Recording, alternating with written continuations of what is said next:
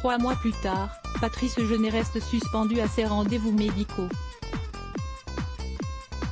Tous les 2 jours, une infirmière vient au domicile de Saint-Nicolas-de-Port, chez ce sexagénaire mordu par une araignée, dans son lit, pendant son sommeil, dans la nuit du 1er au 2 juin dernier. Depuis, cet agent communal à Varangéville, actuellement en arrêt maladie, suit le parcours d'un lent et long rétablissement.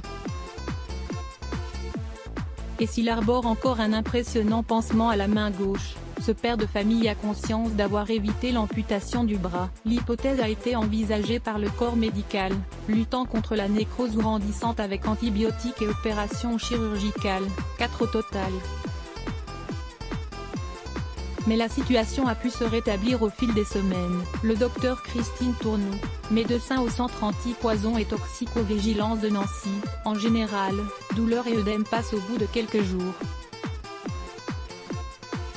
Photo /Dr Loxocélis au domicile du couple Genet, le téléphone n'a cessé de sonner ces dernières heures avec des appels de proches. Les frayeurs collectives inconscientes véhiculées par cette araignée du genre des Loxocélis restent vives.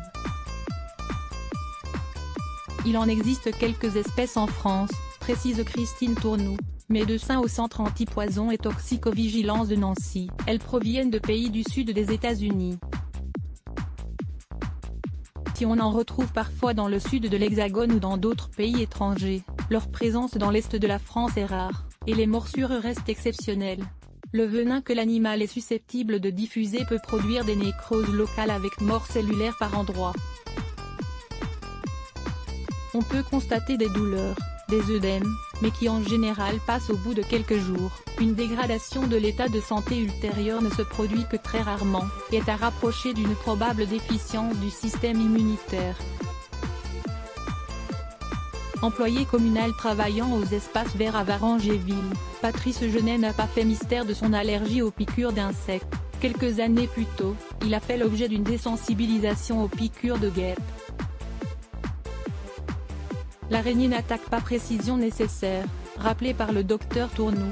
L'araignée n'attaque pas, elle fait même l'objet d'une diabolisation alors que le contact physique avec l'être humain est rarissime, ajoute Christine Collard, spécialiste au Muséum d'histoire naturelle de Paris. L'experte affiche même une extrême précaution face au diagnostic trop vite avancé par les médecins. Il s'agit d'un arachnide d'1 centimètre de long sans les pattes, qui, s'il diffuse du venin, ne le fait donc que dans des quantités infinitésimales. On entend chaque année parler de milliers de morsures d'araignées. Il n'y a que très peu de cas avérés. Il ne faut pas oublier, aussi, les acariens. Let's block ADS.